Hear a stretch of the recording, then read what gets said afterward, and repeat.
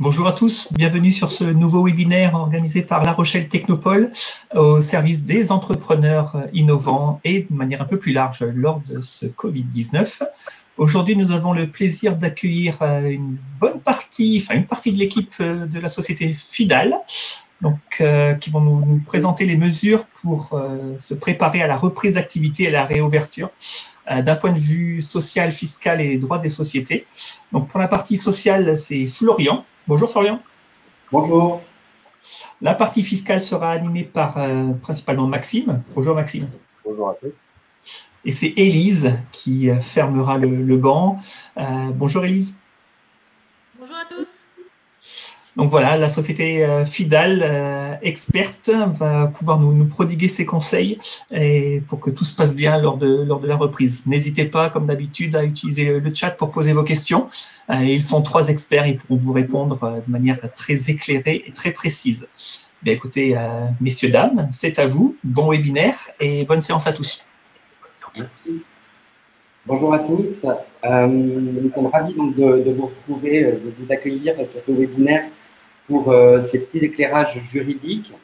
On va essayer de faire une démarche assez transverse, c'est-à-dire de répondre à vos différentes problématiques et interrogations que vous pouvez rencontrer compte tenu de la situation et essayer d'avoir une vue d'ensemble après plusieurs semaines aujourd'hui de confinement et d'état d'urgence pour solutionner les problématiques et envisager effectivement la reprise d'activité pour ceux qui ont déjà repris, pour permettre cette reprise dans les meilleures conditions et pour ceux qui n'ont pas du tout repris, pour reprendre effectivement cette mesure. Donc, on va voir ça en 3 temps avec un volet fiscal, un volet social et un volet sociétal sur ces différents points. Vous avez donc le support et vous allez pouvoir nous suivre. Je vais essayer de vous l'avancer. On va commencer par le regard social. Effectivement, le fil conducteur de cette période et le fil conducteur de cette situation, de cette période d'urgence principalement, c'est de se souvenir d'un principe essentiel que tout chef d'entreprise doit avoir à l'esprit, mais qui aujourd'hui prend tout son sens, c'est l'obligation de santé et de sécurité de l'employeur. C'est une obligation de résultat pour l'employeur, qui est une obligation qui concerne la sécurité physique, mais également mentale des travailleurs. Pourquoi elle trouve tout son sens aujourd'hui? Parce que vous avez aujourd'hui une situation qui est plus anxiogène, particulièrement stressante, évidemment pour les chefs d'entreprise, mais également pour les salariés qui, pour la plupart, ignorent s'ils vont retravailler, comment ils vont retravailler, quelles sont les conditions, est-ce qu'ils seront suffisamment protégés. Toutes ces sources de stress sont évidemment à prendre en compte et en considération dans le cadre de votre reprise à plus ou moins grande échéance en fonction de votre activité en cours. Donc, évidemment, plusieurs choses doivent être constatées. Les entreprises qui sont touchées par une fermeture administrative reprendront lorsque le gouvernement, l'exécutif, par décret, permettra de reprendre. Et puis, les autres ont mis, évidemment, potentiellement une activité partielle en place, compte tenu de la situation, si elles ne pouvaient pas reprendre. Donc, la règle principale, avant toute activité partielle, était de rendre possible, autant que faire se peut, le télétravail. C'est la règle la plus impérative et c'est par ce biais-là que les entreprises doivent en priorité poursuivre l'activité. Si le télétravail n'est pas possible, évidemment, on doit et on peut mettre en place une activité partielle ou réorganiser le travail. Compte tenu de l'obligation de sécurité, alors je vois dans le chat une interrogation sur la sécurité mentale. Évidemment, comment s'en assurer par le dialogue. Déjà, c'est pas parce que vous êtes en activité partielle et que donc vos collaborateurs ne sont pas là que vous ne pouvez pas correspondre, échanger avec eux. Il faut les interroger. Et évidemment, vous avez des acteurs tiers à votre entreprise qui sont l'inspection du travail et la médecine du travail qui peuvent également relayer l'information sur l'état mental un petit peu de vos collaborateurs dans le cadre d'une reprise éventuelle. On respecte l'obligation de sécurité, on informe les collaborateurs des risques, des mesures, des numéros d'urgence. En gros, quand on va réouvrir, on va informer tout le monde, on va préparer sa reprise en organisant véritablement la reprise. C'est-à-dire gestes barrières, bien évidemment, réorganisation éventuellement des postes de travail, éventuellement gestion des horaires dans la reprise, gestion des lieux communs, type cuisine, self-service et autres. Voilà, il faut tout penser pour permettre une reprise dans les meilleures conditions et une reprise dans les conditions qui sont les plus sécurisées pour les collaborateurs. Le conseil est évidemment de tout poser par écrit, de ne pas s'impatienter, de ne pas se précipiter, mais vraiment de prendre le temps de penser sa reprise, de prendre le temps en posant par écrit ces différentes mesures.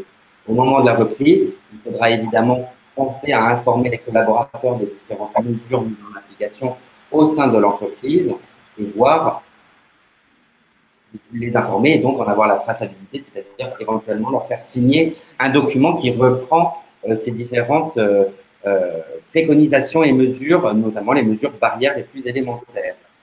Évidemment, vous pouvez, et il est fortement conseillé dans l'attente des mesures de déconfinement qui ne tarderont pas à arriver dans les prochaines heures, il est fortement conseillé de favoriser le télétravail, de favoriser le travail et les réunions qui ne sont pas physiques dès lors qu'elles ne sont pas impératives, favoriser la visioconférence autant que faire se peut, et évidemment, si vous envisagez une reprise partielle, c'est-à-dire de ne pas reprendre l'intégralité de l'effectif en une seule et même fois, compte tenu de l'activité partielle que vous avez, voir que c'est votre possibilité, quel personnel reprendre, éventuellement reprendre et laisser en activité partielle des collaborateurs qui seraient le plus fragiles, ou qui se sont manifestés comme tels, ou qui ont manifesté un stress réel, et éventuellement reprendre progressivement de ce fait l'activité.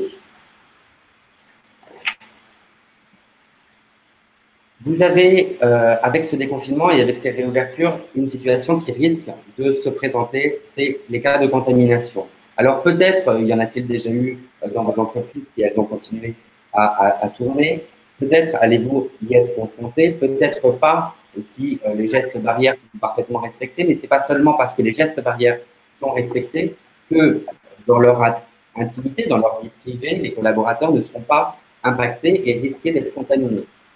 Donc, vous avez normalement la règle potentiellement des salariés asymptomatiques. Toutefois, si un cas devait être déclaré dans le cadre du travail, il est important de réaliser et de réagir au plus vite. C'est-à-dire qu'un salarié qui émettrait le moindre doute sur une éventuelle contamination Covid-19 doit immédiatement aller consulter son médecin. Son médecin, être isolé si jamais il ne peut pas le consulter dans les heures qui suivent, donc être isolé de préférence chez lui, en quarantaine, et donc de ce fait le faire quitter le lieu de travail. S'il s'avère qu'il est contaminé et donc contagieux, eh bien il reste chez lui, il sera en arrêt de travail Covid-19 et ne pourra pas reprendre le travail. Dans ce cas-là, on informe le personnel, l'information est essentielle et on ferme l'entreprise le temps de décontaminer les lieux. La réouverture se fait dans la foulée. S'il n'est pas contaminé et qu'il n'est donc pas contagieux, il peut reprendre le travail. On informe également le personnel. Il est très important d'avoir dans cette période à l'esprit qu'il faut continuer et dialoguer le plus possible. C'est le plus important. Une possibilité également, je vous parlais tout à l'heure de difficultés et potentiellement de sécurité mentale. Vous avez beau et vous pourrez mettre en place toutes les mesures qui existent, toutes les mesures auxquelles vous penserez pour protéger la santé et la sécurité de vos collaborateurs. Il existe une possibilité pour eux, c'est un droit, c'est le droit de retrait. C'est-à-dire s'ils se sentent en danger, s'ils estiment qu'ils sont en danger pour eux, pour leur santé, ils peuvent faire usage de ce droit de retrait. Alors, la définition, nous vous la donnons dans ce slide, c'est un danger grave et imminent pour la vie et la santé du salarié. Alors, ce n'est pas parce que le salarié met en avant un droit de retrait que ce droit de retrait est forcément légitime. Attention. Dès lors qu'un salarié va exposer, évoquer vers vous un droit de retrait, immédiatement, vous devez réagir. Vous ne pouvez pas laisser la situation pourrir ou ne pas sans réagir. Il faut immédiatement constater, échanger avec ce salarié avec les mesures de précaution, évidemment les plus élémentaires, évidemment lui demander de quitter le travail le temps que vous passiez le point sur cette situation. Si vous avez un CSE, le danger grave et imminent, il faut interroger ce CSE. On ne vous parle pas d'une consultation, mais bien d'une information. On ne vous demande pas de recueillir un avis auprès du CSE, mais bien de l'informer pour recueillir des observations. Si, au terme de votre examen de la situation, vous estimez qu'il n'y a pas de droit de retrait, le collaborateur doit reprendre le travail. Sauf à ce qu'il y ait un arrêt de travail en bonne et due forme établi par un médecin, il doit reprendre le travail. Il ne peut pas refuser. S'il refuse, nous sommes sur la base du droit du travail classique, c'est-à-dire une insubordination sanctionnable, évidemment. En revanche, vous ne pouvez pas le sanctionner pour défaut ou mauvaise utilisation du droit de retrait. Ce n'est pas possible. Si vous lui demandez de reprendre le travail, il reprendra le travail théoriquement. Et la seule possibilité pour lui de contester son droit de retrait s'il estime qu'il était valable sera de saisir le conseil de prud'homme dès lors que le conseil de prud'homme réouvrira afin que le juge tranche sur la validité ou non de ce droit de retrait. Très important également, ce droit de retrait, il a un pendant. Le pendant, c'est celui du CSE, donc des salariés élus, et c'est le droit d'alerte. Dès lors qu'un droit de retrait est théoriquement fondé, le CSE risque d'évoquer et de reprendre en main avec son droit d'alerte en cas de danger grave et imminent. Dans ce cas-là, évidemment, il faut le consulter à ce titre-là et mettre des préventions en consultant et en interrogeant le médecin du travail, éventuellement l'inspecteur du travail. Eh bien, dans ces cas-là, ce sont des cas très extrêmes. Normalement, vous aurez pu réagir en amont dès lors que vous aurez en amont également informé votre CSE sur les mesures barrières et les gestes que vous aurez mis en application dans le cas de votre reprise. Évidemment, parlant du CSE et pas que du CSE, mais de toute réunion que vous avez, la dématérialisation des procédures est plus que recommandée. Depuis le début de la période, vous avez déjà pu convoquer éventuellement soit vos salariés protégés, soit pour d'autres raisons vos associés. Et dans ce cas-là, tout peut se faire par voie dématérialisée. Pour le CSE, c'est valable. Attention toutefois, un décret est venu préciser que si jamais vous aviez des élections qui devaient débuter ou des élections qui étaient en cours, tous les délais et toutes les procédures électorales, à l'instar des élections municipales, sont suspendues à ce jour jusqu'au 25 août. Donc, pour l'instant, nous devons tout interrompre. Vos salariés, dans cette période, peuvent être absents.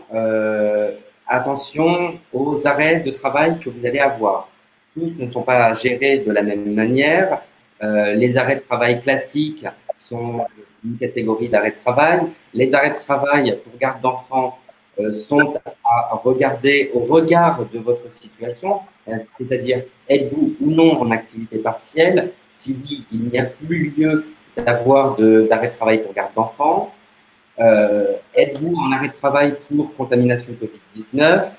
Bref, l'indemnisation des différents arrêts n'est pas la même en fonction de, un, dans quel état et comment se trouve la société, et deux, quel est l'arrêt que le salarié met en avant. Donc, attention également, l'arrêt doit être motivé et émis par un médecin généraliste du travail éventuellement.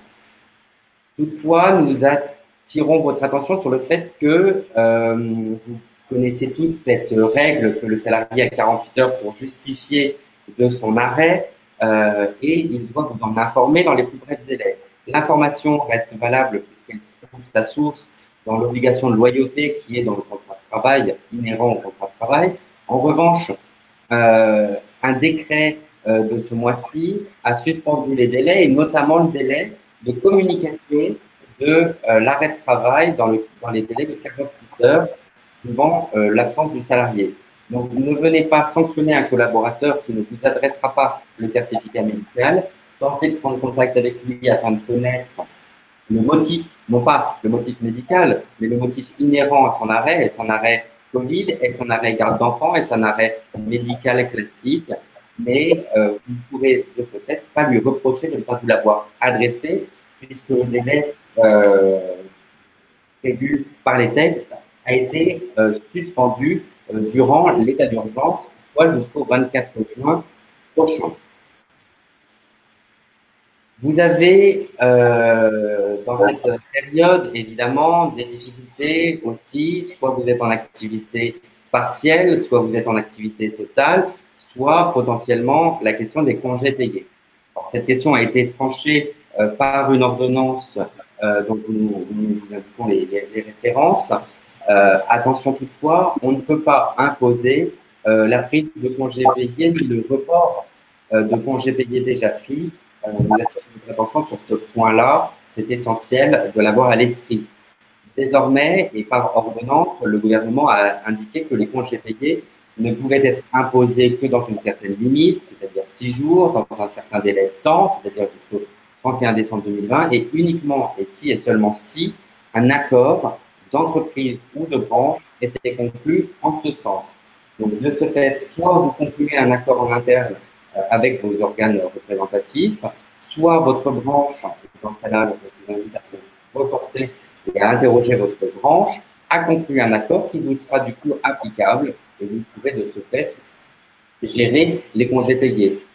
Attention, à titre d'illustration, la métallurgie a conclu un tel accord. Toutefois, elle a limité évidemment à 6 jours. Elle a limité en prévenance, elle était moins favorable que ce que prévoit l'ordonnance. Et elle a limité cette prorogation, par exemple, jusqu'à octobre et non pas jusqu'en décembre.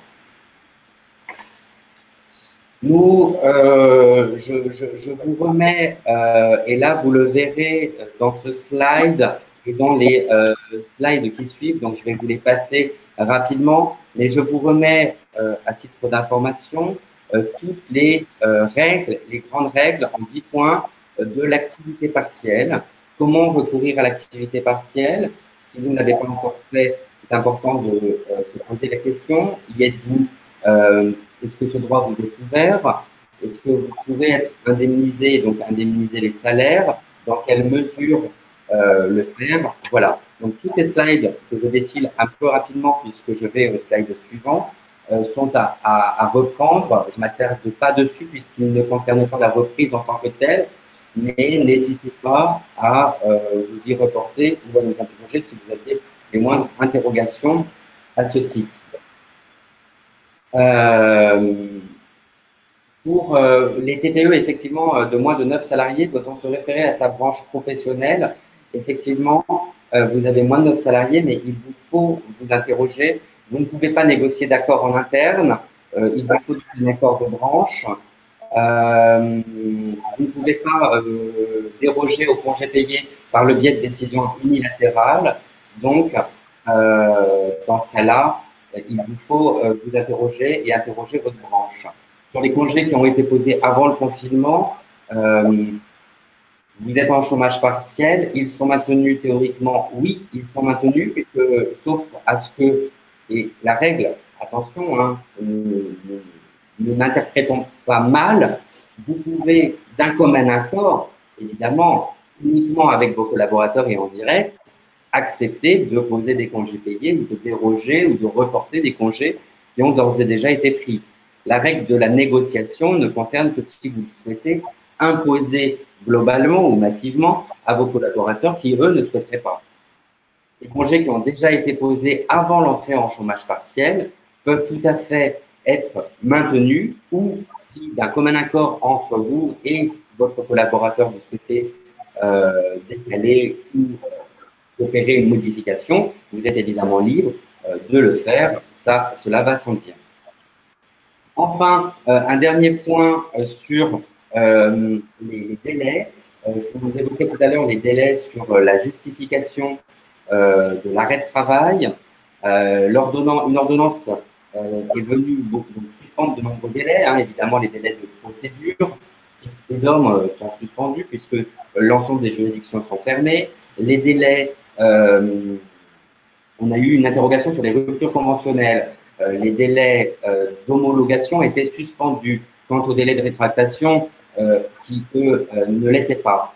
Une ordonnance d'il y a 2 jours est venue confirmer désormais que même les délais d'homologation ne sont plus suspendus. Donc désormais, vous pouvez reprendre une rupture conventionnelle tout à fait classiquement avec les 15 jours de rétractation, puis 15 jours d'homologation.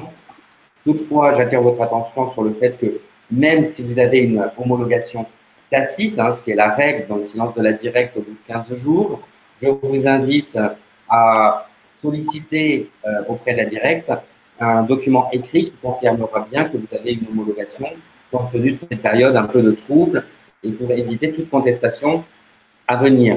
Évidemment, les délais de sanction sont également prorogés.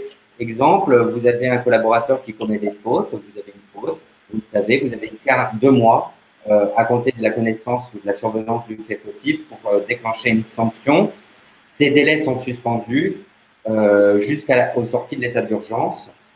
Donc, vous pouvez attendre. Toutefois, mon conseil n'est pas celui-ci. Je vous invite à réagir si vous devez le faire dans les plus brefs délais.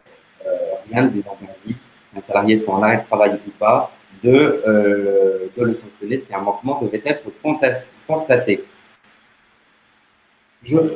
Une chose importante, quand on parle de réouverture, de déconfinement, une chose très très importante, c'est voilà, vous allez mettre en place de nombreuses mesures, vous allez mettre en place des gestes barrières, vous allez mettre en place une réorganisation possible de votre entreprise.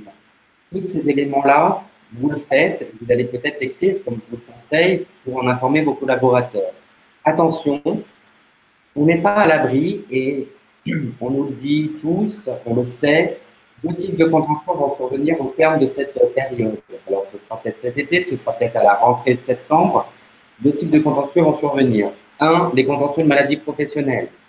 Le pôle judiciaire du tribunal judiciaire, le pôle social du tribunal judiciaire va être saisi de demandes de reconnaissance de maladie professionnelle au titre du Covid-19. C'est sûr, des demandes ont d'ores et déjà été soumises à la caisse primaire d'assurance maladie. Ce contentieux est un contentieux qui va exploser. Deuxième type de contentieux qui risque de se développer lourdement, c'est celui qui est inhérent à l'activité et à l'obligation de santé et de sécurité dont je vous parlais en début d'intervention. Vous allez, à ce titre-là, avoir des collaborateurs qui vont évoquer un manquement de cette obligation-là. Alors, pour être certain que vous n'avez pas manqué à votre obligation et que vous avez respecté, vous avez mis en mesure aux collaborateurs de travailler dans des meilleures conditions, il vous faut avoir la preuve des mesures que vous mettrez en avant. Pour ce faire, il n'y a pas 15 méthodes possibles. Oui, vous pouvez faire des photos, mais elles n'ont pas de valeur certaine et incontestable. Oui, vous pouvez faire signer tous les papiers que vous voulez à vos collaborateurs. Le seul mode de preuve le plus efficace, c'est le constat d'huissier. C'est-à-dire que vous allez faire venir un huissier au sein de votre entreprise, vous allez déployer avec lui toutes les mesures, tous les éléments, lui faire visiter l'entreprise, éventuellement les postes de travail. Il va tout constater et ce document sera éventuellement à produire en justice. Il ne sera pas contestable puisque c'est un officier de justice qui l'aura établi. Donc, je vous invite évidemment à avoir recours aux huissiers. Si vous n'avez pas d'huissier en contact, n'hésitez pas à nous interroger.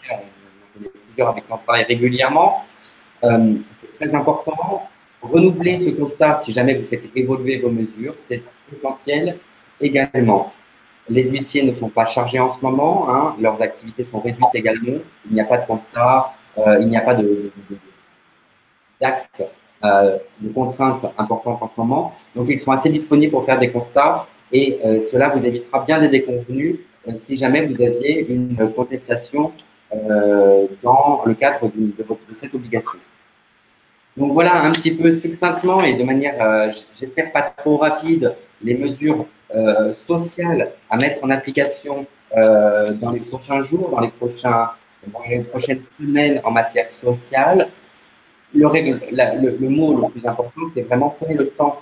Prenez le temps de réfléchir à votre réouverture. Prenez le temps de penser le travail et comment mettre en application ce travail. Et mettez-le en application en échangeant avec vos collaborateurs, en échangeant avec les tiers, c'est-à-dire l'inspecteur du travail et le médecin du travail, qui peuvent être d'excellents conseils, et en échangeant évidemment avec vos élus si vous en avez. Je vois une question, un constat d'huissier. Alors, je ne sais pas, mais un constat classique est entre 80 et 120 euros. Après, vous pouvez évidemment demander un devis ou une estimation chiffrée. Mais en tous les cas, ce sont des tarifs qui sont fixés et qui ne peuvent pas être improvisés par les huissiers. Je vois une dernière question avant de laisser la parole à mes confrères. Obligation de sécurité, obligation de résultat ou de moyens. Alors, c'est justement très intéressant. Eh bien, pour le chef d'entreprise, l'obligation de santé de sécurité est une obligation de résultat. Pour le collaborateur, c'est-à-dire pour vos salariés, ils ont également une obligation de santé de sécurité qui, pour eux, en revanche, est une obligation de moyens.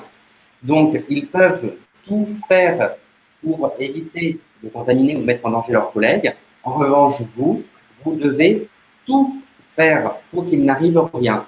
S'il arrive quelque chose, votre obligation est engagée, évidemment, et dans ce cas-là, vous pourriez être inquiété à ce titre-là. Maintenant, attention, la période est particulière, la période est extrêmement spéciale, même si elle est de résultat pour le chef d'entreprise, les juridictions seront plus souples dans l'appréciation. D'où l'importance, évidemment, d'avoir anticiper sa reprise pour être certain et que les mesures prises sont les mesures les plus favorables et les plus adéquates possibles à l'activité qui est là. Voilà. Je vais laisser la parole à mon confrère Maxime Mornay pour le volet graphique. Merci beaucoup. Merci à toi, Florian.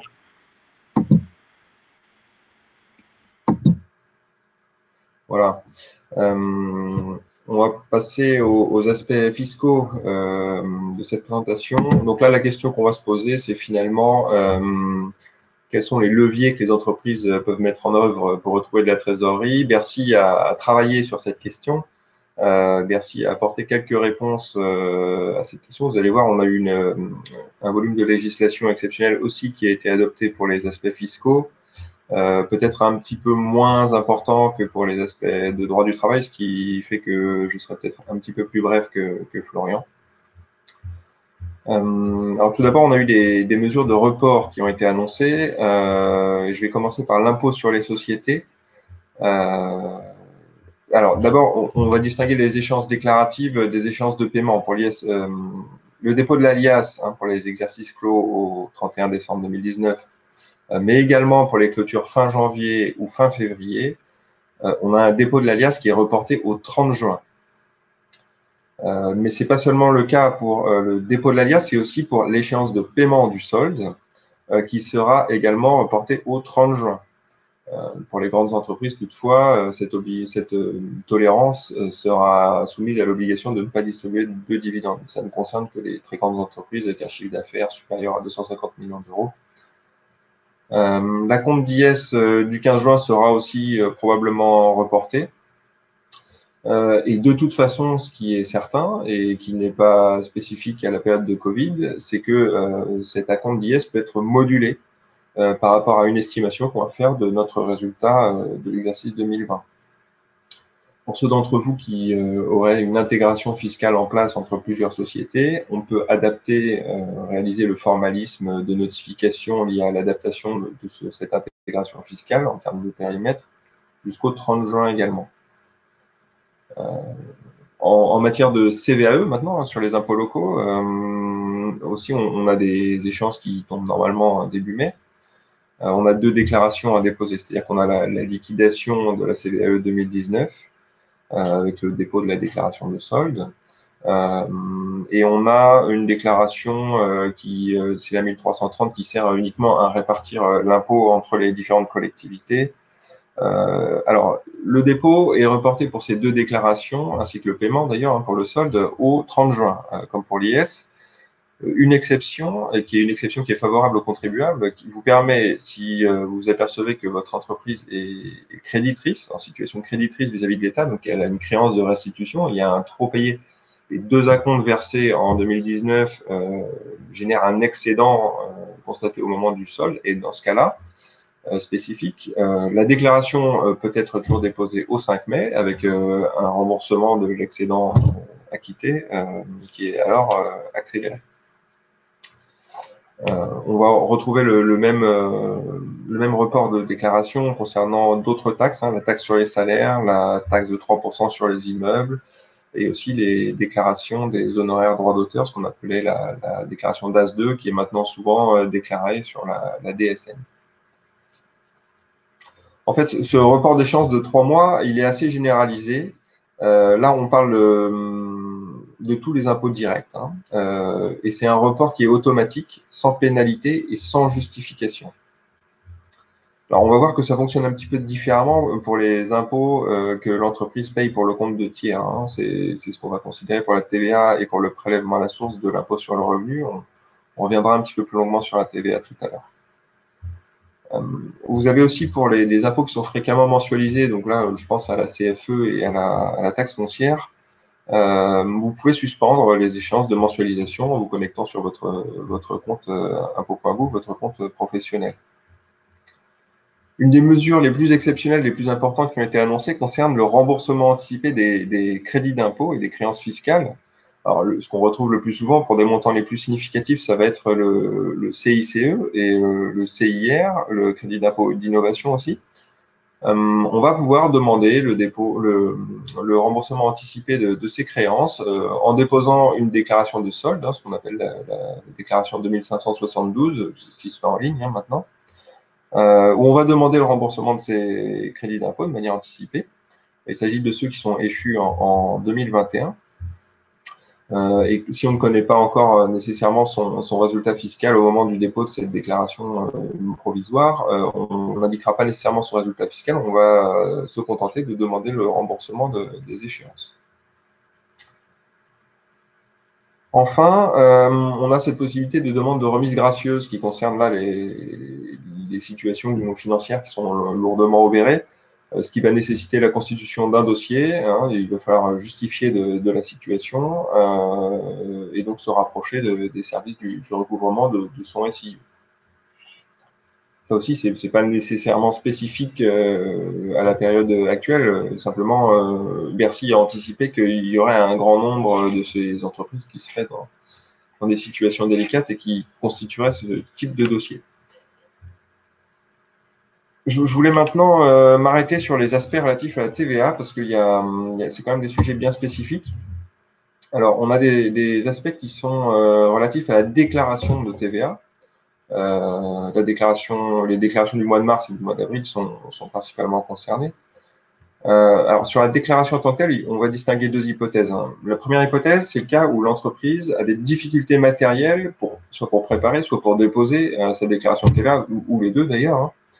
Et dans ce cas-là, Bercy a annoncé qu'on pourrait recourir à la même tolérance que celle qu'on va appliquer souvent pour la déclaration des opérations de juillet et du mois d'août, c'est-à-dire qu'on va déclarer un acompte de 80% des montants qui sont estimés au titre du mois de mars, et donc ce qu'on va faire en avril. D'ailleurs, les commentaires que je fais sont aussi valables pour les déclarations d'avril à déposer en mai, hein, si on rencontre les mêmes difficultés. Alors, le problème, c'est que si l'acompte versé se révèle au final inférieur à 80% de la somme qu'on doit réellement, qui sera connue au moment où on fera la régularisation, on connaîtra vraiment les opérations, on encourt la majoration de 5%. Hein, ça, c'est le droit commun aussi. Donc, un dispositif à manipuler avec des pincettes. Et l'autre cas que je voulais évoquer avec vous, c'est pas le cas des difficultés matérielles pour préparer et déposer les déclarations, c'est vraiment le cas où on a une baisse de chiffre d'affaires importante générée par la crise du Covid. Et dans ces cas-là, ça a été prévu aussi qu'à titre exceptionnel, pour la durée du confinement, on pourrait verser un acompte forfaitaire de TVA, calculé comme suit. Alors, le principe, c'est un acompte forfaitaire de 80%, mais cette fois, c'est plus 80%, c'est plus 80% de ce qu'on estime, c'est 80% de ce qu'on a déclaré au titre de février, qui était déclaré sur le réel, hein, normalement, en février. Et alors, si l'activité est arrêtée depuis mi-mars, ou alors qu'on est en très forte baisse, hein, donc c'est plus de 50% de baisse, dans ce cas-là, on va pouvoir carrément déclarer 50% du montant de février. Alors, c'est pas forcément favorable, hein, si vous voulez, parce que dans beaucoup de situations, quand on n'a plus de chiffre d'affaires, il n'y a plus de TVA collectée, donc finalement 50 ou 80%, c'est pas forcément très intéressant. C'est pour ça que je vous engage, lorsque vous le pouvez, à déclarer le montant réel de votre chiffre d'affaires, de votre TVA. Alors pour ceux qui voudraient le faire, sachez que ça doit être formalisé, ça doit être mentionné en ligne 5B de la déclaration TVA. Hein. Vous devrez également faire une mention express en ajoutant acompte Covid-19, forfait de 80% de tel mois. Alors, bien sûr, à l'issue de la période de confinement, vous devrez déposer une déclaration de régularisation qui récapitulera ce qui a été déposé, enfin toutes les opérations qui ont été réalisées pendant la période de confinement où vous avez payé les acomptes. Et vous devrez cumuler les éléments donc relatifs à toute cette période. Et vous devrez aussi, bien sûr, récapituler la somme des acomptes qui ont été payés au titre de ces mois-là. Hein. Voilà, à titre indicatif, il faudra les imputer, les mentionner sur la ligne 2C de votre déclaration de TVA. Toujours dans la vue de favoriser la trésorerie des entreprises, c'est pas seulement les crédits d'impôt qui ont été dont le remboursement a été accéléré. Voilà. C'est aussi les remboursements de crédits de TVA. Vous savez qu'en principe, quand on va demander un remboursement de crédit de TVA, ça va générer des questions, voire ça va générer un contrôle fiscal. Ce sera un petit peu long, ça va prendre fréquemment 4, 5, 6 mois, plus même si le contrôle fiscal ne se déroule pas, ça coince un petit peu s'il y a des questions qui se posent à cette occasion-là. Alors là, la consigne qui a été donnée, et ça a été annoncé par Gérald Darmanin hein, lors de son communiqué de presse du 22 mars, la consigne qui a été donnée, c'est de procéder à un remboursement très rapide des créances de TVA, de ne pas déclencher de contrôle, bien sûr, parce que vous verrez, on en reparlera tout à l'heure, les contrôles fiscaux sont suspendus. Bien sûr, il va de soi que les opérations de contrôle a posteriori demeurent possibles. Hein, donc voilà, c'est pas parce que vous obtiendrez immédiatement le remboursement de votre créance de TVA, de votre crédit de TVA, que l'inspecteur ne viendra pas dans 6 mois ou dans 1 an pour vérifier les opérations et éventuellement les remettre en cause. Alors, après les aspects déclaratifs, il y a des mesures exceptionnelles qui sont liées aux difficultés de paiement de la TVA. Parce que il y a plusieurs situations où des difficultés de trésorerie peuvent être liées à la TVA. Je pense simplement au cas où on va émettre des factures, donc on va devoir collecter la TVA sur des factures de vente de biens hein, ou des factures de prestation de services pour lesquelles on aura opté pour les débits. On va devoir collecter la TVA sur sa CA3 au titre du mois d'émission de la facture et on n'aura pas encore recouvré la créance, donc on voit bien le problème de trésorerie que ça peut générer. Donc, le premier cas, en cas de livraison de biens, l'administration s'est contentée de dire que si par principe le décalage demeurait, elle regarderait d'un regard bienveillant les demandes au cas par cas des entreprises qui souhaiteraient mettre fin à ce décalage. Donc, j'imagine décaler la TVA collectée au moment de l'encaissement de la créance. Sur le deuxième cas, qui concerne les prestations de services avec option pour les débits, dans ce cas-là, vous pouvez renoncer à votre option pour les débits. C'est un simple courrier, c'est même une lettre simple. Hein, la loi n'impose pas de recommander à envoyer à votre SIE pour leur notifier cette renonciation qui prend effet au premier jour du mois suivant la réception de ce courrier. Évidemment, on vous recommande de le recommander hein, pour se ménager la preuve de cet envoi. Les recommandés fonctionnent. Enfin, nous, on a eu l'occasion d'en envoyer. Enfin, en tout cas, ils partent. Je ne sais pas s'ils arrivent tout de suite, mais en tout cas, ils partent. Donc, voilà, vous aurez cette preuve. Le deuxième cas, en cas de difficulté de paiement, plus général de la TVA, là, on va retomber sur la constitution d'un dossier. Prenez contact avec le comptable du SIE qui gère votre dossier. Pour négocier avec lui, il y a un plan de règlement échelonné. Si c'est aux URSSAF, ça va être, si c'est en matière sociale, ça va être un plan de règlement avec les URSSAF. Et si vous souhaitez un plan de règlement qui inclut à la fois les aspects fiscaux et les aspects URSSAF, vous avez une commission spéciale qu'on appelle la commission des chefs des services financiers qui va se réunir pour un plan global.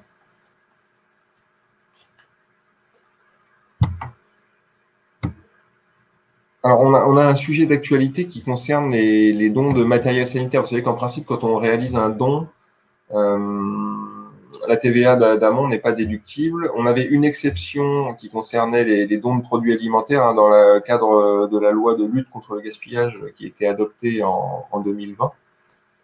Eh bien, on a une nouvelle exception qui concerne maintenant les dons de matériel sanitaire. Donc, c'est assez restrictif. C'est uniquement les dons effectués par un période d'urgence sanitaire, de matériel sanitaire au profit d'établissements de santé, les services accueillant des personnes âgées ou handicapées, des professionnels de santé ou des services de l'État. Voilà, bon, c'est un petit peu plus anecdotique, mais on sait que certains contribuables sont concernés par ces aspects-là. Je voulais mentionner un dernier élément concernant la TVA, et cette fois, c'est sur l'émission des factures. Alors, vous savez que normalement, quand on scanne une facture, qu'on a édité papier pour l'envoyer, on sait que les services postaux fonctionnent pas parfaitement en ce moment. On est tenté de faire ça, d'envoyer ces factures scannées. Normalement, cette facture-là ne vaut pas facture électronique, donc on devrait logiquement être obligé de doubler l'envoi électronique par un envoi postal. Sachez que l'administration a indiqué qu'elle ferait preuve d'une certaine tolérance, elle n'exigerait pas qu'on double par un envoi postal. En revanche, il ne s'agit pas d'une vraie facture électronique, donc il appartiendra toujours à celui qui reçoit cette facture de l'imprimer, de l'archiver comme une facture papier. Et il faudra aussi mentionner ce nouveau flux de TVA dans la documentation qui présente la piste d'audit fiable. Voilà, c'est une obligation légale. L'inspecteur demande ce document, la piste d'audit fiable, lorsqu'il intervient, souvent lors des tout premiers rendez-vous de contrôle fiscal.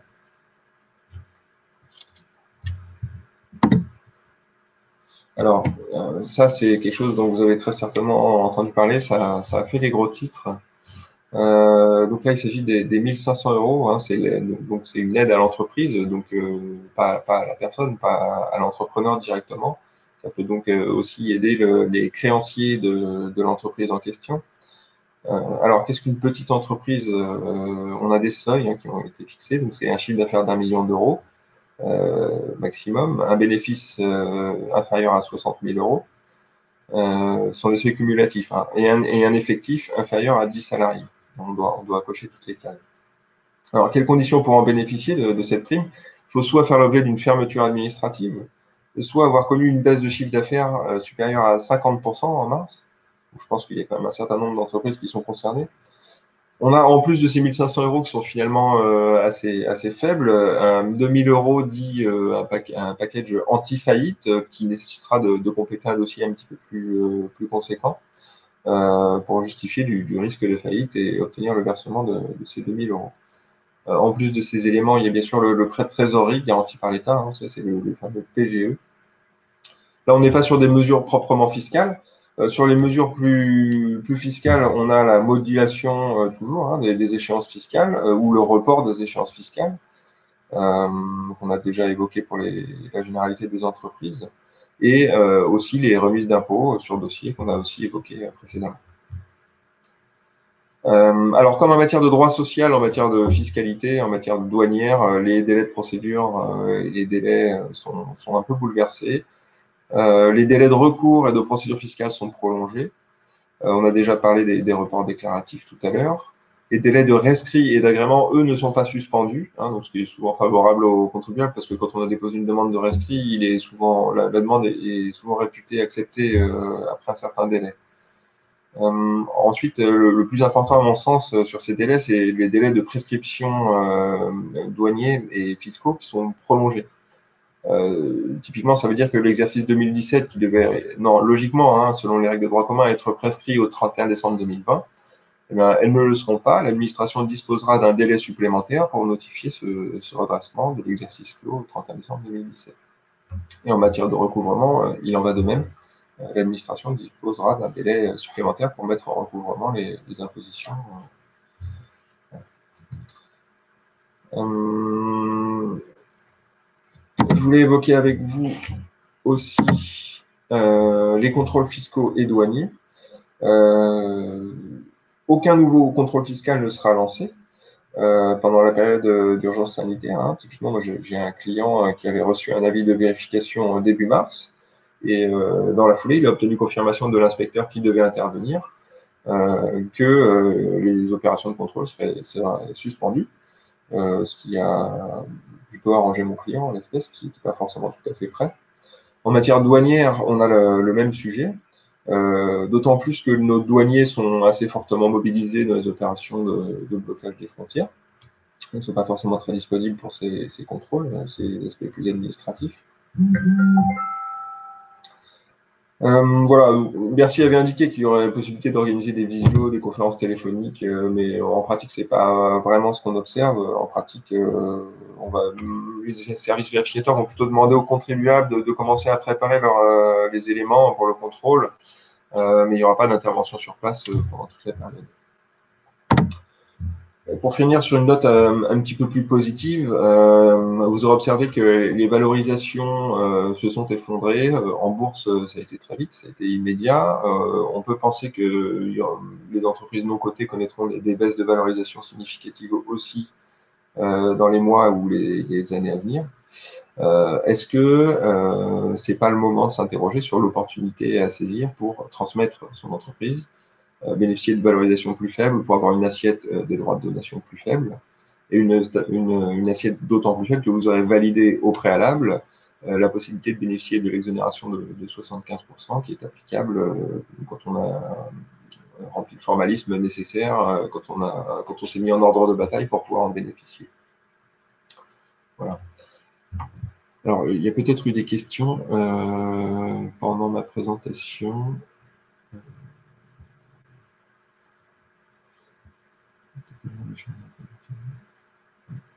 Alors, sur le mode de paiement, on est tout en dématérialisation. Cela dit, quand on est en train dans une démarche de négociation avec le SIE, ça peut se régler autrement que en dématérialisation sur le compte impôt.gouv, hein, par voie de virement, voire même par chèque. Vous savez, l'État n'est pas très regardant sur le mode de paiement en général.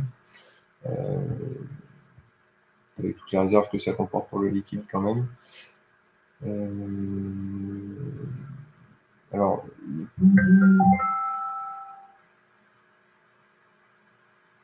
cette semaine, oui, alors les annulations, bon, on verra ce qu'il en est. Personnellement, j'y crois pas trop. J'ai pas d'informations privilégiées sur cette question-là. Pour moi, les reports resteront des reports, peut-être avec un aménagement du calendrier. Je serais assez surpris que ça se transforme en annulation.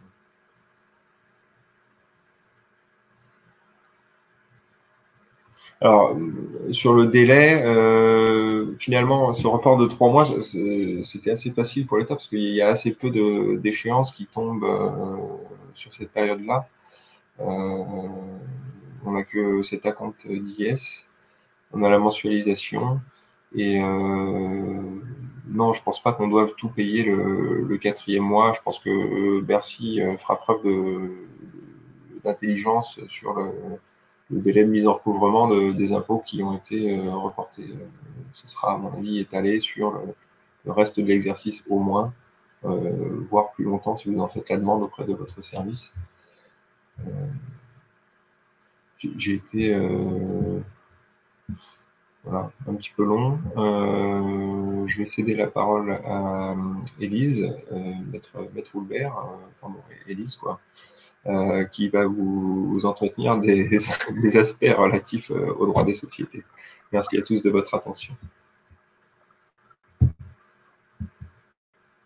beaucoup Maxime et Florian.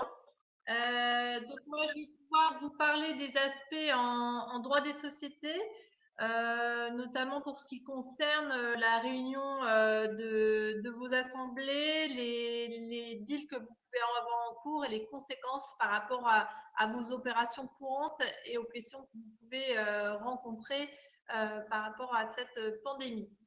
Alors, tout d'abord, au niveau des impacts en matière de gouvernance, donc on a eu pas mal de questions par rapport, évidemment, en cette période de confinement, à la réunion de vos organes de direction et des assemblées générales. Les organes de direction, donc pour rappel, hein, ça vise surtout les sociétés anonymes ou les sociétés par action simplifiée.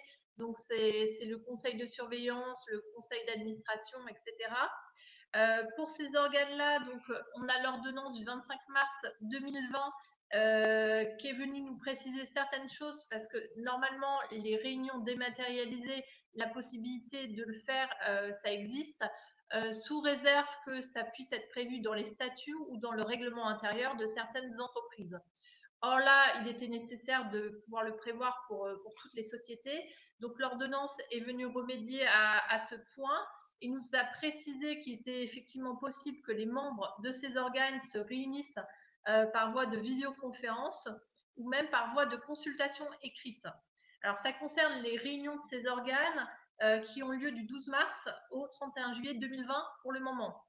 Sachant que, petite précision, comme vous le disiez, Florian, en matière sociale, pour tout ce qui est visioconférence, et ça, de toute façon, ça concernera toutes les réunions qui vont pouvoir être tenues de cette manière-là, il faut absolument que les moyens techniques qui sont mis en place permettent de transmettre au moins la voix des participants. Et ces moyens doivent également satisfaire à des caractéristiques techniques suffisantes qui permettent la retranscription continue et simultanée des délibérations. Donc, pour que finalement, on ait une transmission des débats de bout en bout et un vote qui soit valable. Donc, ça, c'est important. Pour la réunion, cette fois, de vos assemblées générales. Donc, vous n'avez peut-être pas forcément tous à tenir des assemblées générales fréquemment, mais à tout le moins, va se poser la question pour les entreprises qui clôturent ou qui ont clôturé au 30 septembre ou au 31 décembre 2019, de savoir comment elles vont pouvoir réunir leurs actionnaires pour au moins statuer sur l'approbation des comptes. Sachant que du coup, on a des règles qui diffèrent selon les formes sociales des entreprises. Donc là, l'ordonnance, de la même façon, est venue préciser pour chacune des formes sociales les moyens qui vont pouvoir être permis. Donc, on a tout d'abord la visio ou l'audioconférence.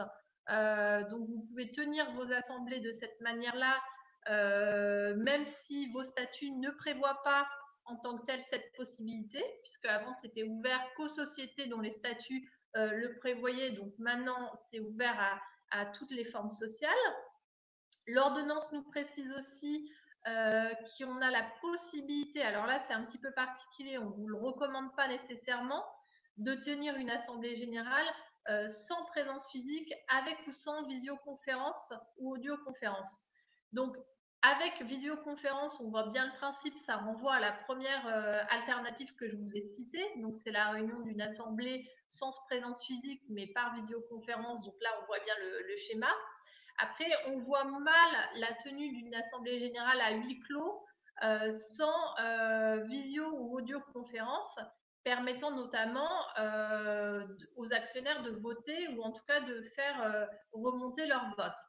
L'ordonnance précisait sur ce point-là que les dirigeants devaient préciser justement selon quelle modalité devait se dérouler le vote, sauf que les textes sur ce point sont excessivement peu clairs. Et du coup, nous, on ne vous le recommande pas du tout parce que notamment en cas d'associés minoritaires ou en cas de situation un peu litigieuse dans vos sociétés, vous ne pourrez pas forcément prouver que l'Assemblée a pu se tenir valablement. Donc vraiment, on ne vous conseille pas cette modalité de réunion. Enfin, il y a une dernière modalité qui a été prévue par l'ordonnance, qui est la consultation écrite. Alors attention, là, le texte précise quand la loi le prévoit. D'accord? Or, dans certaines sociétés, typiquement les SAS, la consultation écrite n'est pas prévue par la loi. Généralement, elle l'est par les statuts. Donc, on peut craindre que pour ces sociétés-là, finalement, la consultation écrite dans les circonstances Covid prévues par l'ordonnance ne soit pas possible. Donc, nous, généralement, et c'est ce qu'on fait avec les sociétés qu'on suit, pour la tenue des assemblées, on a tendance à privilégier quand même la visioconférence, etc., ce qui permet, en plus de pouvoir échanger avec les associés s'ils ont des questions, etc., de faciliter les débats. Faut bien vous préciser que pour toutes les assemblées qui requièrent l'envoi de documents préalablement pour satisfaire aux devoirs d'information des actionnaires, vous devez néanmoins respecter cette obligation d'information. Ça peut être évidemment fait par email.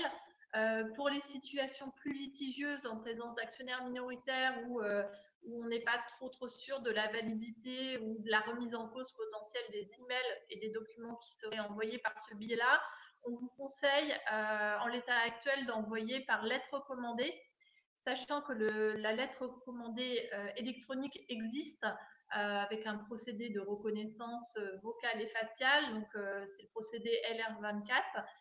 Donc nous, on vous conseille de procéder de cette manière-là pour sécuriser en tout cas au mieux la tenue de vos assemblées. Alors ensuite, s'agissant de la distribution de dividendes, alors là c'est pareil, c'est des questions qu'on fait grand bruit dans les débats parce que ça a eu des effets d'annonce un petit peu conséquents. À l'heure actuelle, il n'y a pas de base légale par rapport aux distributions de dividendes. En fait, ça faisait suite à une annonce de Bruno Le Maire qui a ensuite été précisée par une circulaire du ministère des Finances. Faut savoir que ces distributions de dividendes-là et ces limitations, ça concerne que les grandes entreprises. Donc typiquement, je pense que les adhérents Technopole, etc., ne sont pas nécessairement visés, sauf erreur de ma part. Donc ça concerne les grandes entreprises qui demandent un report d'échéance fiscale et sociale telles qu'elles ont pu être évoquées par Florian et Maxime précédemment, ou un prêt garanti par l'État. Dans ce cas, ces entreprises-là doivent s'engager, bien entendu, à ne pas verser de dividendes à leurs actionnaires, donc que ce soit en France ou à l'étranger en 2020, et à ne pas procéder, parce que c'est une autre façon de pouvoir distribuer du cash, à des rachats d'actions, de la même façon en 2020. Donc les grandes entreprises, juste pour rappel, bref, c'est les entreprises qui ont au moins 5000 salariés, un chiffre d'affaires consolidé supérieur à 1,5 milliard d'euros en France. Donc c'est quand même très très conséquent. Il y a des petites précisions, bien entendu, les aides accordées avant le 27 mars ne sont pas remises en cause et les distributions réalisées avant cette date non plus. Donc bon, voilà, ça peut vous rassurer sur ce point, mais encore une fois, c'est une disposition qui est assez limitative dans son périmètre puisqu'elle concerne vraiment les grandes entreprises. Maintenant, s'agissant des distributions en tant que telles, on conseille tout de même aux entreprises d'être quand même particulièrement vigilantes dans ce qu'elles font, parce qu'il ne faudrait pas qu'une entreprise qui ait bénéficié d'aide d'État et finalement qui a une trésorerie, on va dire, un petit peu en berne, etc. Mais ça, c'est de la gestion, on va dire, courante. Si vous avez une entreprise qui va mal, etc., ne la mettez pas en défaut par un versement de dividendes. Parce que là, vous pourriez être mise en cause. Alors, ça concerne que certains cas précis. Faut pas mettre tout le monde dans le même panier. Mais pour autant, vous pourriez avoir votre responsabilité en votre qualité de dirigeant, voire d'associé, mise en cause, puisque vous mettez potentiellement en péril la survie de l'entreprise avec cette distribution de dividendes. Donc, il faut quand même être vigilant. Maintenant, si votre structure est pérenne, si vous avez suffisamment de cash, etc., il n'y a pas de raison pour ne pas distribuer. Idem pour tout ce qui est schéma LBO. Donc, vous savez, les schémas LBO, c'est finalement une société holding qu'on endette et qui rembourse son emprunt d'acquisition de la cible par des remontées de dividendes de la cible.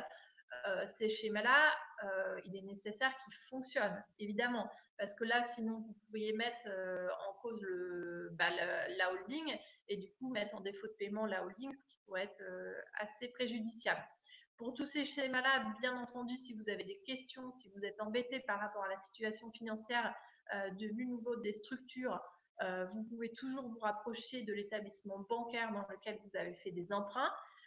Également voir avec vos conseils habituels, en tout cas vous avez également nos coordonnées à la fin de cette présentation pour qu'on vous oriente de la meilleure façon qui soit en tout cas. S'agissant des formalités légales, là encore, finalement, cette situation de pandémie a permis de faire un peu bouger les choses et en tout cas de valider le process de formalité en ligne auprès des services du greffe. Donc ça, pour les formalités en ligne auprès du greffe, ça marche relativement bien. On a des délais de réponse qui sont tout à fait corrects. Donc on y arrive.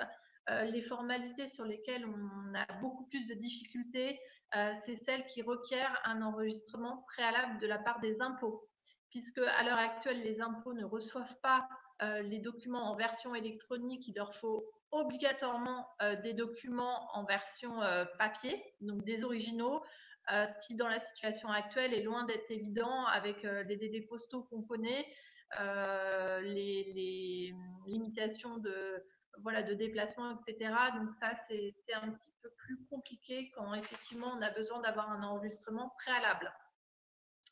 Maintenant, pour revenir sur l'arrêté et l'approbation des comptes, sachez donc, pareil, l'ordonnance, parce que pour rappel, vous avez normalement un délai de 6 mois pour approuver vos comptes après la clôture de l'exercice. Donc typiquement, pour une société qui clôture au 31 décembre 2019, elle a normalement jusqu'au 30 juin 2020 pour approuver ses comptes. Là encore, compte tenu de la situation, l'ordonnance est venue apporter une précision et a prorogé de 3 mois ce délai-là. Donc, les conditions sont les suivantes. C'est pour les sociétés qui clôturent leurs comptes entre le 30 septembre 2019 et l'expiration d'un délai d'1 mois après la date de cessation de l'état d'urgence, donc le 24 juin 2020. D'accord ? Et surtout, c'est pour celles qui, si elles ont un commissaire aux comptes, que ce commissaire aux comptes-là n'ait pas émis son rapport avant le 12 mars 2020. Si le commissaire a émis son rapport avant, la prorogation ne s'appliquera pas. Donc, à titre d'exemple, pour une clôture au 31 décembre 2019, vous aurez une date limite d'approbation de vos comptes fixée au 30 septembre 2020. Donc, ce qui permet de laisser un petit délai par rapport à ça. Et vous qui avez en plus d'autres choses pour l'instant de plus urgent à gérer. Et c'est surtout, ça venait combler aussi les problématiques d'inventaire physique qu'on pouvait rencontrer quand on avait des commissaires aux comptes qui matériellement du coup ne pouvaient pas nécessairement clôturer et finaliser leur rapport sur ces sociétés-là. Alors ensuite, on a eu énormément d'impact aussi en matière transactionnelle et en matière de restructuration du fait de cette période Covid-19. Alors c'est assez complexe, là aussi je vous engage, si vous êtes contractuellement engagé par des opérations de restructuration ou des opérations transactionnelles d'acquisition-cession, à vraiment vous rapprocher de votre conseil et à ne pas décider vous-même de faire ça ou ça. Les conséquences peuvent être évidemment dramatiques. Sur le plan, on va dire, transactionnel, qu'on soit côté acquéreur ou finalement cédant, faut quand même toujours respecter ce qu'on appelle le devoir précontractuel d'information, notamment côté cédant, parce que si vous cédez une entreprise et que vous n'avez pas tenu informer votre acquéreur des conséquences qu'a actuellement l'épidémie sur la situation de la société, et notamment si vous vendez des titres d'une société dont vous savez pertinemment que la situation est irrémédiablement compromise, vous pourriez par la suite être attaqué par l'acquéreur sur le principe du vice et consentement, finalement sur l'erreur, puisqu'il a acquis des titres d'une société qui, à la date d'acquisition, ne valait plus rien. Donc, je vous invite quand même à être très vigilant, à donner le maximum d'informations à votre acquéreur sur ce point-là. Si vous êtes acquéreur, alors actuellement, on peut rencontrer quand on est acquéreur des problématiques de financement de la cible. qu'on veut acquérir, puisque les banques, même si elles ont émis des offres de prêt, si ça n'a pas été plus loin, on a pu être bloqué par des délais, ou alors vu la situation de la cible, finalement la banque va pouvoir dans certaines conditions se dédire, etc. En tout cas, on a des acquéreurs qui se retrouvent dans des positions assez préjudiciables, qui n'obtiennent plus en tout cas leur financement pour la cible. Attention, parce que si ce n'était pas une condition suspensive de l'acquisition, vous ne pouvez pas nécessairement invoquer le cas de force majeure pour vous dédire de votre engagement. C'est-à-dire que le juridique est complètement, dans ce cas-là, déconnecté de la réalité économique, parce que certes, vous n'avez plus le financement, mais encore une fois, si ce n'était pas une condition suspensive, on vous invite à renégocier avec le cédant, parce qu'en tout état de cause, vous ne pouvez pas juste lui dire c'est un cas de force majeure, pour nous, ça ne s'appliquera pas, les conditions ne sont pas nécessairement réunies, et vous pourriez être tenu d'acquérir, même si économiquement, encore une fois, c'est complètement décorrélé de la réalité. Donc là-dessus, il faut vraiment, nous, on a eu beaucoup de dossiers, on a dû renégocier finalement des avenants entre le 31 mars et début avril, pour permettre à chacun entre acquéreurs et cédants de trouver des compromis satisfaisants pour chacune des parties, pour que les deals puissent se faire avec de sens à autre côté acquéreur, du coup une demande d'étalement du prix de cession pour pouvoir financer l'acquisition dans le temps. Donc avec la mise en place par exemple de crédit vendeur, etc. Donc ça, c'est des choses qui peuvent se faire. Soyez également vigilants aux actes que vous avez signés. Il se peut que vous ayez une MAC clause, donc c'est un terme anglo-saxon, mais en gros c'est une clause en fait qui a pour objet de spécifier les conditions qui permettent de mettre un terme à la transaction suite à la survenance d'un événement qui est susceptible d'impacter significativement la société. Donc typiquement, c'est toutes les clauses de style qui commencent par tout événement de nature à affecter significativement l'activité de la société.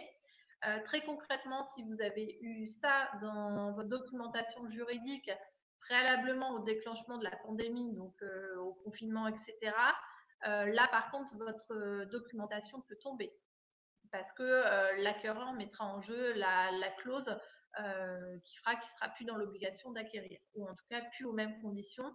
Maintenant, on les apprécie très restrictivement.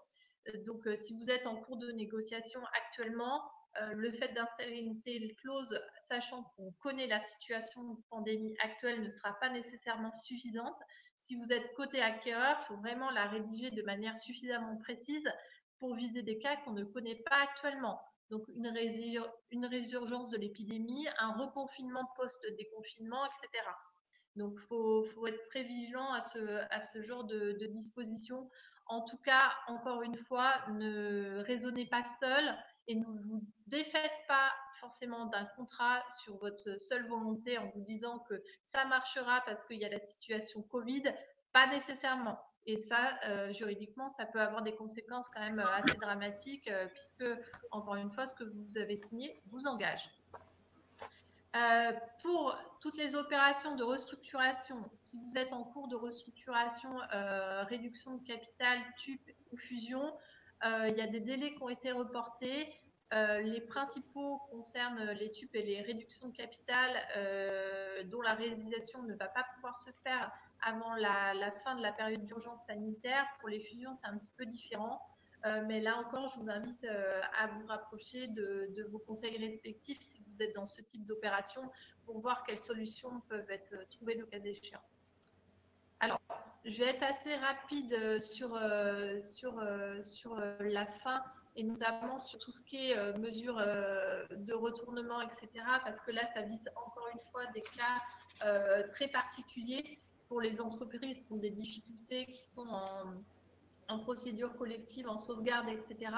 Ce qu'il faut savoir, c'est que le gouvernement a quand même mis en place des mesures exceptionnelles permettant de mieux protéger par contre ces entreprises-là, notamment par rapport à la date d'appréciation de l'état de cessation des paiements, ce qui permet en synthèse aux sociétés finalement de pouvoir bénéficier des mesures de procédure de sauvegarde pendant toute la période de l'état d'urgence, plus 3 mois. Donc ça, c'est quand même plutôt bien. De la même façon, on a une prise en charge simplifiée des créances salariales par l'AGS, une prolongation des plans de sauvegarde et de redressement, mais là encore, faut aller voir au cas par cas, faut voir quelle procédure peut être appliquée à chaque société. Sur tout ce qui est mesures du gouvernement, donc les délais de report à échéance fiscale et sociale, j'y reviens pas, ça a été évoqué par Maxime et Florian antérieurement. La prime de 1 500 € de la même façon, on l'a évoqué. Le prêt garanti par l'État, je pense que vous avez, quand vous avez été concerné par la situation, pu le mettre en place. Sur toutes ces aides, sachez que le site du gouvernement service public est excessivement bien fait puisqu'il vous décrit les conditions à chaque fois des différentes aides pour savoir si vous rejoignez ou pas ces conditions et si vous pouvez en bénéficier. Donc vraiment, vous pouvez aller vous y référer, c'est très bien fait. Je voulais juste vous faire un bref focus avant de rendre la parole. Un petit dernier alors, parce qu'on a dépassé un petit peu le temps. Je te laisse donc le petit dernier focus, mais très rapidement, Élise, pour qu'on respecte les 1 heure.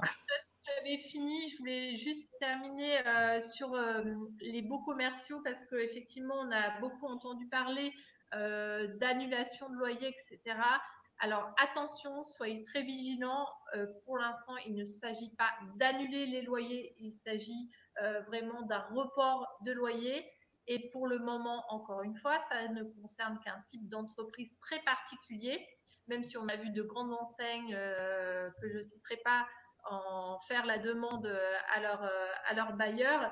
Mais pour le coup, pour l'instant, c'est vraiment les petites entreprises qui concernent moins de 10 salariés, qui ont commencé leur activité avant le 1er février 2020, qui ont eu l'interdiction d'accueillir du public et qui ont subi une perte de CA de moins 50%. Donc avec un chiffre d'affaires de moins d'1 million et un bénéfice annuel de moins de 60K €. Donc c'est assez restrictif, donc ne vous amusez pas non plus à dire moi je paye plus mes loyers parce que ça a été prévu par le gouvernement, c'est pas tout à fait le cas et vous pourriez vous retrouver pareil en défaut de paiement, ce qui peut en l'occurrence selon la rédaction de votre bail entraîner une résiliation. Donc soyez absolument très prudents par rapport à tout ça et j'en terminerai là-dessus. Merci beaucoup, Élise. Merci, Florian. Et merci, je ne me rappelle plus son nom, Maxime, je crois, son prénom. Donc, vous retrouverez bien sûr l'ensemble de la présentation avec le lien que va nous mettre très bientôt, je pense. Ce matin, j'ai un mal fou, Damien, avec nos prénoms. Écoutez, merci à vous, à vous trois, d'avoir apporté ces informations précieuses en cette période aux entreprises du territoire. Demain, on continue notre série de webinaires avec une plongée un peu dans l'observation de ses clients, parce que c'est le moment où effectivement il va falloir ressonder un petit peu les attentes de notre propre clientèle. Donc, et s'assurer effectivement que leurs habitudes d'achat, s'assurer qu'elles n'ont pas changé, ça m'étonnerait, mais en tout cas, regarder si elles n'ont pas changé. Et jeudi prochain, jeudi là, à venir, nous proposons un webinaire sur la levée de fonds vu par un start-upper de La Rochelle Technopole. Donc, vous avez tout le lien, effectivement, d'inscription sur que vous donne Damien, là, pour les prochains webinaires. Donc, bien, écoutez, merci beaucoup à tous, merci aux éditeurs, merci vraiment aux intervenants, c'est une aide précieuse que vous nous donnez là. Et à bientôt tout le monde. Au revoir. Ciao. Merci, au revoir.